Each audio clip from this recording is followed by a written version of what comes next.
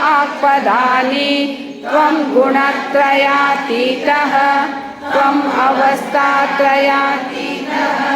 त्वं देहत्रयातीतः त्वं कालत्रयातीतः त्वं मूलाधारे स्थितोऽसि नित्यं त्वं शक्तित्रयात्मकः त्वमयोगिनो ध्यायन्ति नित्यं